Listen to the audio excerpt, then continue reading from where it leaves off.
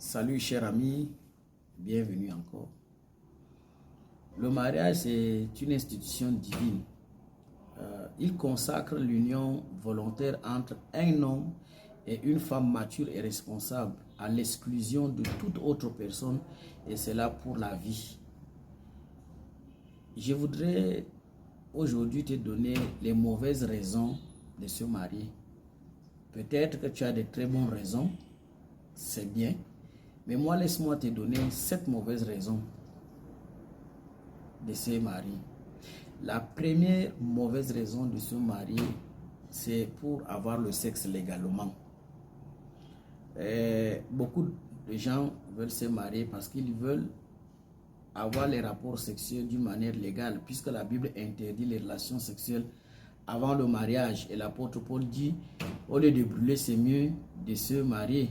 Mais le mariage n'est pas un remède contre les pulsions sexuelles ou bien les convoitises charnelles, puisque même étant dans le mariage, beaucoup de personnes luttent contre cette convoitise sexuelle-là.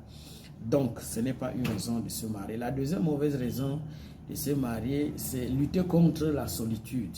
Ah, je me sens seul, j'ai besoin de quelqu'un pour être avec moi, pour m'aider, et puis j'ai des manquements. Oui, c'est bien. Parce que la Bible dit dans Ecclésiaste 4, verset 9, mieux vaut deux qu'un. Vaut mieux deux qu'un. Mais le mariage n'est pas un remède miracle contre la solitude. Puisqu'il y a des gens qui sont dans le mariage, mais qui se sentent seuls.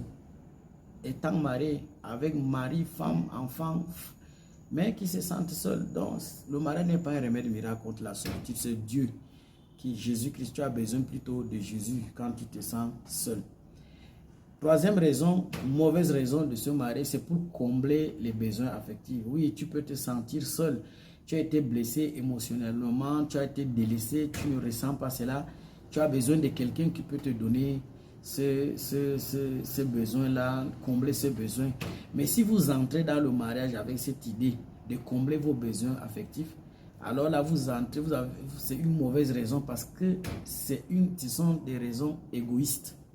Donc, vous entrez dans une relation à longue durée avec des intérêts égoïstes et ce n'est pas une très bonne raison pour se marier. La quatrième mauvaise raison, c'est échapper aux difficultés. Plusieurs personnes considèrent le mariage comme un havre de paix, comme un îlot d'amour où il n'y a absolument pas de problème, pas de difficultés, ou alors on peut se les partager nos difficultés.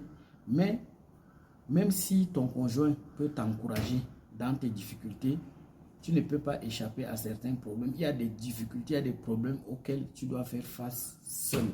Et il n'y a que Jésus-Christ qui peut te venir en aide. Donc ce n'est pas une bonne raison de se marier pour échapper aux difficultés. La cinquième mauvaise raison, c'est le plaisir d'avoir les enfants. Oui, je voudrais être père, je voudrais être mère, et Dieu a créé les femmes avec ce désir naturel de maternité. C'est une bonne chose. Mais Dieu ne nous donne pas les enfants pour nos besoins égoïstes. Dieu nous donne les enfants pour que nous puissions en faire des disciples. Donc Dieu ne nous donne pas les enfants pour notre propre intérêt. Mais Dieu nous donne les enfants pour que nous puissions les élever selon sa bonté, selon sa gloire, à son image, en faire des disciples. La sixième mauvaise raison de se marier, c'est que tu as peur de finir vieille fille ou bien vieux garçon. Ça, ce n'est pas une bonne raison, puisque tu te dis, lorsque tu entretiens ces idées, tu vas aller à la rencontre même des principes bibliques du mariage.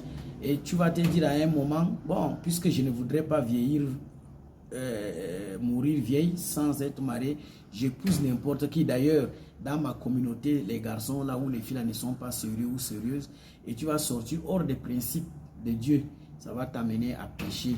Non, ce n'est pas une bonne raison de penser qu'il faut que je me marie parce que je ne dois pas mourir vieux. Donc garde tes principes et Dieu a des plans pour toi. Il a des projets qu'il a déjà mis sur place pour toi et il va te surprendre. Tout ce qu'il te faut, c'est de rester confiant, de lui faire confiance. La septième mauvaise raison de se marier, c'est que tous mes amis se sont mariés et moi je suis resté seul. Tous les autres sont mariés. Pourquoi moi je suis resté seul? Et vous allez constater ça lorsqu'il y a les mariages. Dans les mariages, vous allez voir les jeunes filles en train de pleurer. On peut imaginer que ce sont des émotions. Elles sont contentes parce que leurs camarades se marient. Mais en réalité, non. Elles sont en train de pleurer sur leur sort. Pourquoi moi? Et à quand, Seigneur, mon tour? Non, ça c'est une mauvaise raison. Chacun a été créé par Dieu et chaque individu a un plan que Dieu a tracé pour lui. Nous ne sommes pas obligés de suivre les mêmes programmes. Il suffit simplement que nous tous nous puissions nous attacher à Dieu pour connaître quel est le plan de Dieu par rapport à nos vies. Et nous soumettons à ce plan-là. Donc, en réalité, le mariage dans le plan de Dieu est de nous amener à ressembler davantage à Christ. C'est ça le plan du mariage, c'est ça le projet du mariage, c'est ça l'objectif du mariage. En nous mariant, nous devons ressembler davantage à Jésus-Christ. Et mon partenaire est là pour m'aider à aiguiser mon caractère, puisque ce n'est que le caractère que je peux amener avec moi au ciel. Donc, il est là pour m'aider à mieux aiguiser mon caractère. Mon partenaire est là pour m'apprendre à aimer. Je me marie pour donner le bonheur à l'autre, pour aimer l'autre, pour rendre l'autre heureux. Je ne me marie pas pour mes propres intérêts. Et le mariage est une école que Dieu a mise en place pour que je puisse lui ressembler au jour le jour. Et tout ce qui se passe dans mon mariage, dans mon foyer, doit m'aider à croître dans ma foi, à croître dans ma marche avec Jésus. Le but ultime du mariage n'est pas nous-mêmes. Le but ultime du mariage, c'est Dieu. Rendre l'autre heureux. Que l'Éternel te bénisse pendant que tu attends ton mariage. Reste confiant. Dieu a un projet pour toi. Il a un plan pour toi. Que Dieu te bénisse dans cette attente. Amen.